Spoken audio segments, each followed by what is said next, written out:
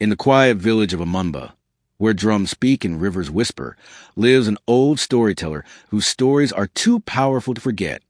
They are more than just words. They come true. When the king demands one final tale, the storyteller is forced to make an impossible choice: save his beloved village or protect his only son. But what happens when the story tells itself? Come closer. The wind is listening. The fire is crackling. And the story is about to begin. The sun was going down in the village of Amumba, painting the sky orange and pink. The children sat on woven mats under the big baobab tree, waiting.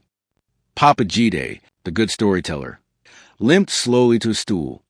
His walking stick tapped the red earth. He cleared his throat and looked around with his wise eyes. "Tonight," he said, "I will tell a story of the moon's lost drum."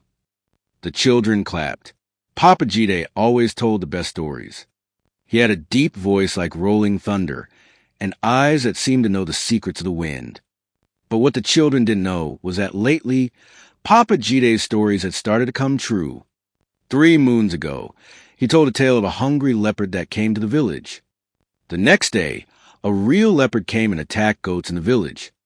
Then he spoke of a river that swallowed a whole canoe. A week later, the chief's canoe flipped in the river, and 2 men almost drowned. Now, everyone in the village whispered when Papa Jide walked by. "His words have power," they said. "The old storyteller speaks truth that becomes real." Papa Jide knew this too. He was afraid. He stopped telling new stories. He only sang songs of the past. But the king had heard of his gift, and the king sent a message: "Come to the palace and tell one final tale. The whole kingdom will listen." Papa Jide was afraid. He didn't want to curse the village again. But he could not refuse the king's request, and worse, he had a secret. His only son, little Ibuka, was sick. The healers could not help him. Papa Jide feared that if he told the wrong story at the palace, he might lose his son forever. The next morning, Papa Jide packed a small calabash of water, a gourd of porridge, and tied a leather pouch around his neck. Inside the pouch was a smooth black stone given to him by his grandmother, who had been a good storyteller too. "Stay safe, Papa," Ibuka whispered, lying weak on a mat in their hut. "Tell a good story." Papa Jide's hands trembled. He kissed his son's forehead. "I will," he said, though his heart was heavy. As he walked through the village, people watched from their doorways. Some bowed. Others looked away, afraid his voice might attract one calamity or the other. The king's guards waited with a horse. Papa Jide climbed on, and they began the long journey to the palace. Along the way, he saw the dry fields, the cracked earth. The land needed rain. The people were hungry. He could feel their pain in the wind. At night, around a small fire, he stared into the flames. Should he tell a story to bring rain? What if it brought flood instead? What tale could help my son Ibuka? He remembered the words of his grandmother. A good storyteller's gift is not just to tell the past, but to see the shape of what may come. Your tongue is a drum, Jide. It must beat carefully. When they reached the palace, drums sounded. The king wore robes of gold and sat on a throne of carved wood. "You are welcome, old one," the king said. "Tell us a tale that will shape our future." Papa Jide bowed low, but deep inside him, fear bubbled like hot yam porridge. He opened his mouth to speak, and the curse listened. He began slowly, his voice steady but soft. "There was once a boy born with the sun in his eyes," he said.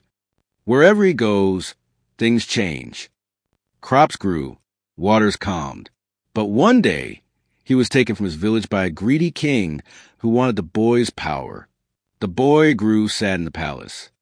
His heart faded, and as his heart faded, so did the land. Trees turned to dust, rivers turned to stone, and the skies forgot how to rain. Whispers spread like wind in the court. The people begged the king to let the boy go home. But the king said no. He wanted the power for himself. Then Papa Jide stopped. Everyone waited, but he said nothing more. His story was unfinished. "Old man," the king said, "where's the rest?" Papa Jide's eyes glowed like hot coals. "It is not finished yet, my king. The end is not mine to tell." The king stood up, angry. "You come here and leave us with an empty tale." "It is not empty," said Papa Jide. "The curse will choose the ending." Guards rushed forward, but the king raised his hand and they stopped. He looked deep into Papa Jide's eyes and saw something there, fear, but also truth. "You will stay in the palace," the king said, "until we know what your story means." That night, Papa Jide sat near fire thinking. Thunder rolled. The curse had heard the tale. Back in the village of Amumba, little Ibuka began to sweat. His skin burned hot like fire.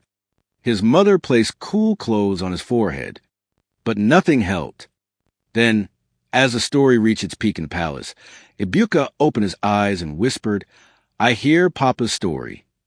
His mother gasped, "What did you say?" "He is telling it, but the ending is not finished." Ibuka's eyes closed again. In the palace, Papa Jide sat up. The black stone in his pouch grew warm. He pulled it out and held it in his hand. He whispered, "Tell me what to do." The stone hummed softly. A voice, like his grandmother's, spoke inside his heart. "To save your son, you must give up your name." Papa Jide shivered. "What does that mean?" he asked the wind. But the wind was quiet. The following day at dawn, the king sent for him again. "Finish your story," the king said. "The people are frightened. The sky is strange. The drums are quiet." Papa Jide stood tall. "I will finish it. But know this, what I say now may change everything." The king nodded. Papa Jide looked to the sky and began again. He told of how the boy's heart called to his village. Though he was far, his spirit found a way to travel on the wind, in dreams, in stories. Then he said, the boy's father, a humble storyteller, had only one gift left. His name, his story. If he gave it away, the boy could return. But the father would become nameless, lost of memory, forgotten by all. The room went still. The king frowned. No man can live without a name. "True," Papa Jide said, "but some things are more important than a name." He looked at the floor, at his own feet, and thought of Ibuka. "I give my name," he whispered. The black stone in his hand broke into pieces. At that same moment, far away in Amumba, Ibuka opened his eyes. His fever was gone. He sat up. "Mama, I dreamed of Papa. He gave me something. A name of light." She hugged him and cried, "You're alive, my son."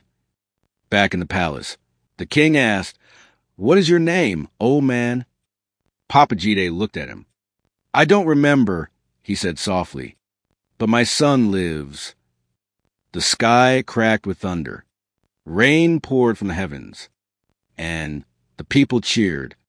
But the good storyteller sat quietly, lost in the sound of the falling rain. The days passed. In Amumba, the villagers danced in the rain. Ibuka walked through the puddles, laughing with the other children.